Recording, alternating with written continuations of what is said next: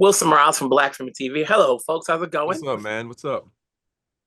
Here we are once again. It's been a minute since we last saw you guys, but we're Yeah. here, which is great. I always wonder, like, is anybody gonna live happy? No, because everybody's got their own drama. Whether it's Kristen and her family, whether it's David dealing with the CIA, you don't know what they want him for, and Ben's got his own demons. Who's Yeah. more likely to come out with their head straight? Kristen. Mm. Head you know, straight. That's a good one. What's the define head straight? I mean, I think everybody's sort of like.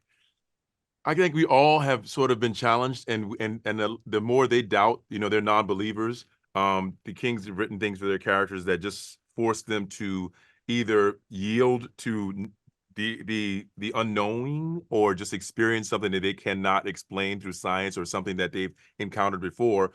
Whereas for David, as a believer, they've had to go farther with him because he does believe. Well, now if you believe, now I have to show you like demons. I have to literally show you demons. I have to have demons chase you. I have to have you see people that look like your coworker that you think you can feel and touch, but you can't quite feel and touch, but it sure feels like you can. And then it's just mind games all the time with different, different storylines. So it's been fun. I don't know if anybody's gonna walk away unscathed. Well, for you, Katya, obviously, you look at Kristen and she's dealing with her husband coming back, dealing with the mom and that other issues. We won't get into everything that's going on there. You know, how does she manage to just compartmentalize dealing with the family and then dealing with these two guys? I think these two guys are like are her comfort and her sort of anchor in a way. And it's interesting because that feels safe. And then we venture into these situations that are terrifying. So I don't really know. Like at home, everything's falling apart. This feels good. And then we go and investigate something that is falling apart. There's not a lot of solid ground, but somehow she manages to stay afloat. And then there's Ben. You just when you think Ben is straight, every now and then he's seeing things, which makes him It's not straight. Wait, It's not straight. wait. You don't let that out of the bag. You don't tell people that. That's a secret. That's a surprise. Well, Kristen's bisexual, No. everyone. I don't Well, know if you know. yeah, Okay. we know All right, this. finish your Not to question, Kristen. sorry. where does Ben fit into the picture? Ben is dealing with, I mean, Yes. look, Ben is like this hyper competent guy who can always explain everything. Shut up, Mike. No, Can always explain everything. And this season, he is right up against his ability to explain things, and he can't. And he's having this physical manifestation of this thing happen to him. Like he's having a physical medical condition that is also overlapping into the paranormal. And so I think it's very, I love the fact that he's really shaken and pulled out of his roots. I always think of Ben as like a tree that's sort of planted in the ground, and now he's just uprooted and he's losing his mind, and thinks he's going crazy, which is great. It's a lot of fun to play. So, it was a lot of fun to do that. Each of you have had different projects prior to this show and continuing throughout the show. But with this show, and you've played this character for such a long time, is there anything you picked up skill set wise as the show comes to an end at some point you can take on to whatever project you do next?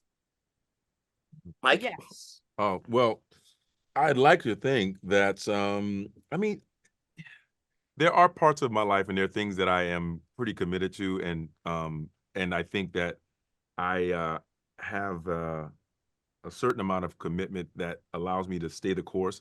But I think I found a new discipline, or at least a new desire, to be as disciplined as David. And I think sometimes we say we want something and then we say what we'll give up to get it. And we say this stuff, it's all lip service, because as soon as we get it, we're like, I'm good. But honestly, I think people like David teach me in some ways to be committed to something in a path and just walk that path and sort of kind of stay on it.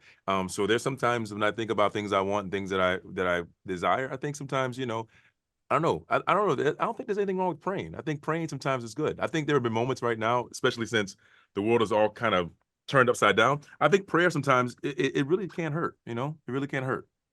Katya? Anything you want to add to it?